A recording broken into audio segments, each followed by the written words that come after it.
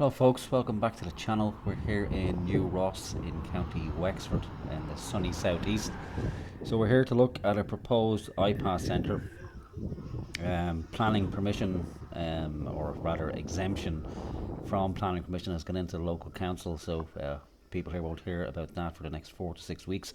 So we'll have a look around the town and then we'll go down to the hotel and examine it from the ground and the air. So I'm here at a location called Three Bullet Gate, which is prominent in Irish history, kind of from the Norman period right through to Oliver Cromwell and all the way up to the 1798 rebellion. We're looking at these cannons here. We all seem to be staring down the barrel of a cannon these days. But the name of this location is Three Bullet Gate. And this is where Cromwell arrived with his new model army to take over the town. Let's have a look at the signage. Blah, blah, blah. Yeah, so Cromwell arrives in the town. There's medieval walls around the town, and the town itself was surrounded by gates. So he fires 3 cannons at the gates, and the town surrenders rather than engage in battle because they've heard about what previously went down in Drogheda and Wexford town, which was indeed massacres. So there's no real siege.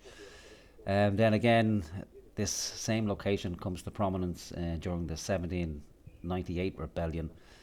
The United Irishmen, where 3,000 people lost their lives, and just where we are here, some of the brave local men, both Catholic and Protestants, they decided to lay siege to the town here.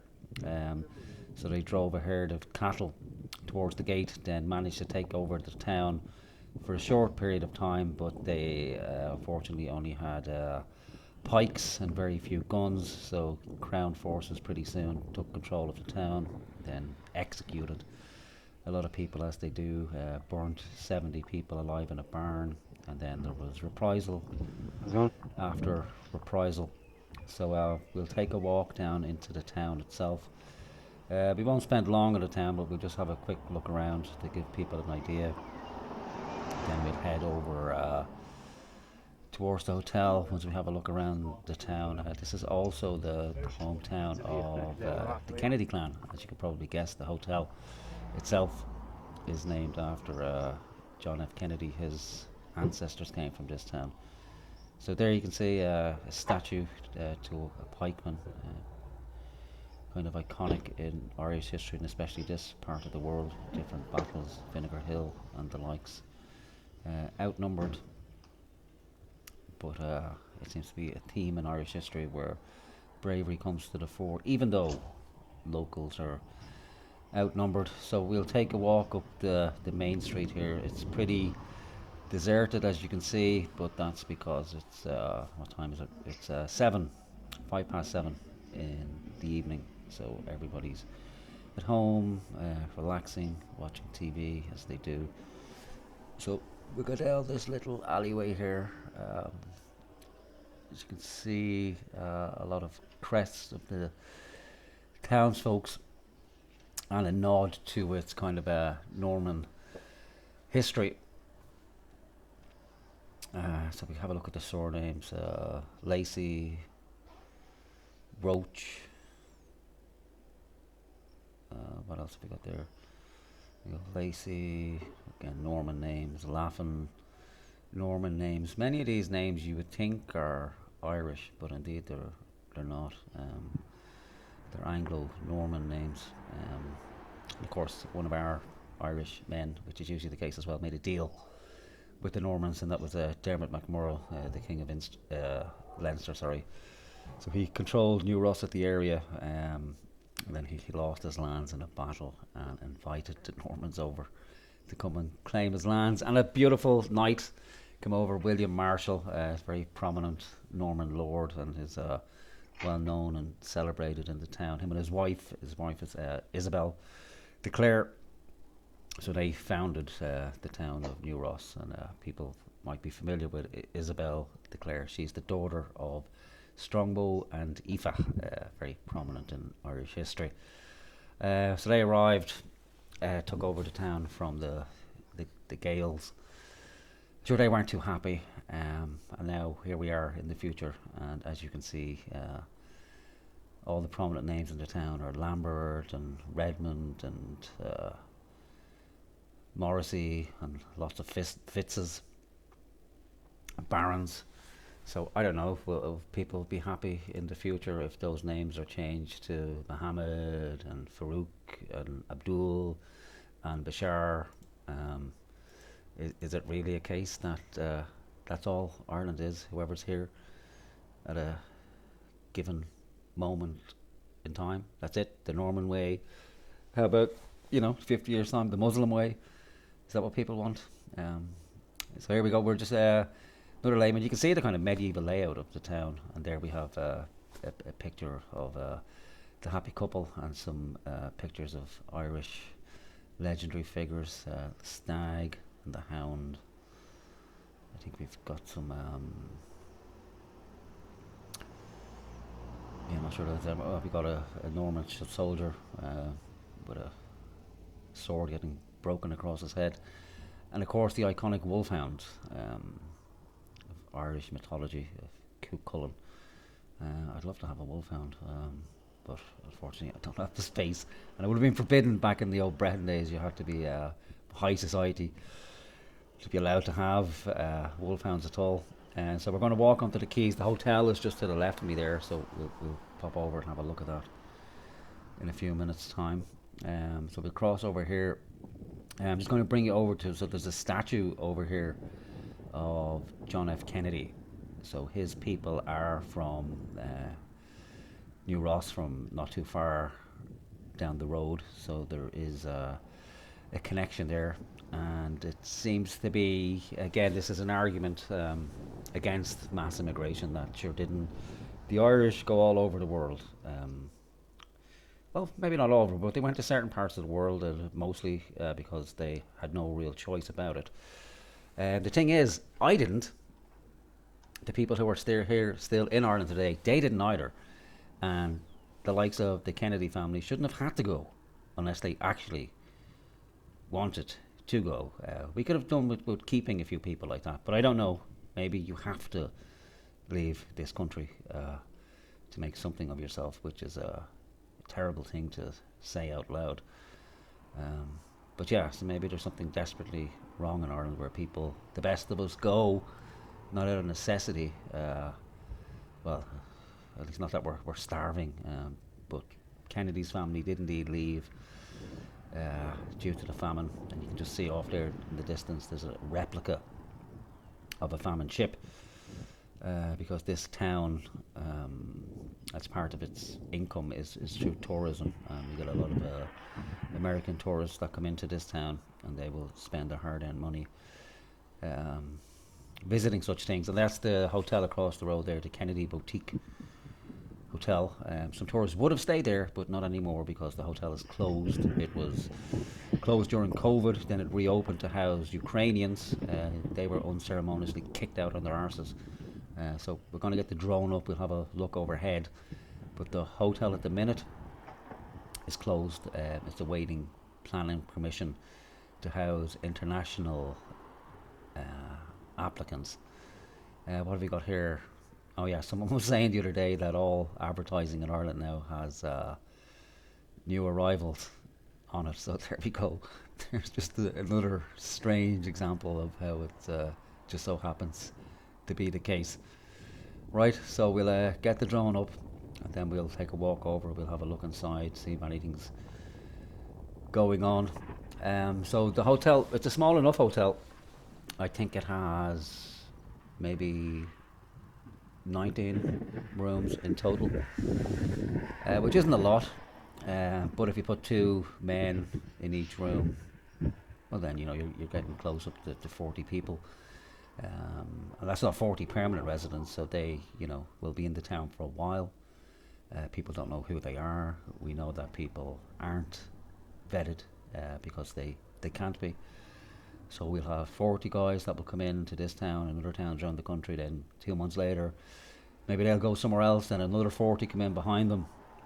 And so essentially, you're playing roulette, and you're just hoping that you get the right type of people. And all it takes is one or two, and nobody really wants to take that risk, you know, because people are taking risk with their loved ones and their kids. And again, from what I hear talking to local people, no consultation. And there have been 2 protests outside the hotel so far. Some local councillors, they're taking up the cause, but we'll hear back from a few weeks. So we'll go over, see if we can see what's going on inside. So this is where the cafe used to be. The Ukrainians were running the cafe to give them some sort of industry when they were here. So pretty much just abandoned everything, kind of left as it was. Wouldn't take much to get the place up and running again. Just, hang on, we bent down a bit. There we go. Yeah, so you can see it's just kind of cleared out, a lot of mess left behind, but a lick of paint. And this place would be up and running in no time at all. And from what I hear, this place used to be pretty good hotspot, you know. And again, would bring money into the town between the bar inside, the people staying in the hotel. Take New Ross, a lot of its businesses, it's under occupied, like a lot of small towns around Ireland. Population here is around 8,000. I think it was maybe 20, 30 years ago. It was kind of just around half that. But then there was an influx of Polish people who seemed to have integrated well enough into the town. But from what I hear, still Polish, not fully Irish yet. So if this becomes an IPAS centre, the people won't integrate, but they won't be here long enough to integrate. There we have a look. You can see it's pretty empty, no security on site. An alarm system showing in the background. If we just walk around the back, see, we can see these windows are all frosted out, so we can't really see what's going on in there. I don't know if they have the rooms on the ground floor. I imagine it's for the kind of bar area, and then the rooms are up above, as we saw when we got that drone up. Let's have a peek in here. Yeah, it's kind of difficult to see. You can just see a lot of kind of laundry and bits and pieces of stock left lying around the place. We got a clearer view through here. Yeah, this must have been the bar. But again, you can see it's pretty kind of, it almost looked like people left in a hurry. Maybe they just can't be arsed. This hotel is owned by a local man. I can't remember, Willie O'Leary I think it is. So he's a kind of prominent landlord in the town. And not particularly popular at the moment because of this, because it's rumoured that he's kind of wealthy enough as it is, you know, and hasn't reopened the hotel, and again is willing to take the easy money, and he doesn't live directly in the town, so he's not going to have to deal with any fallout.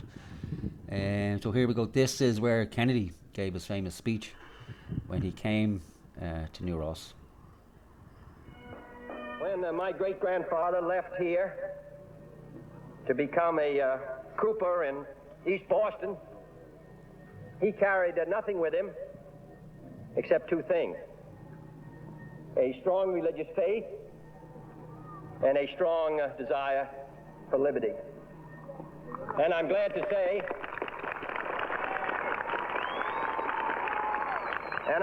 say that all of his great-grandchildren have valued that inheritance. Yeah. If he hadn't left, I'd be working over at the Albatross Company.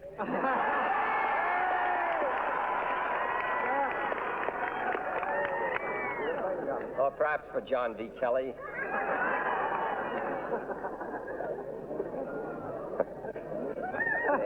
In any case. Yeah, so there you go.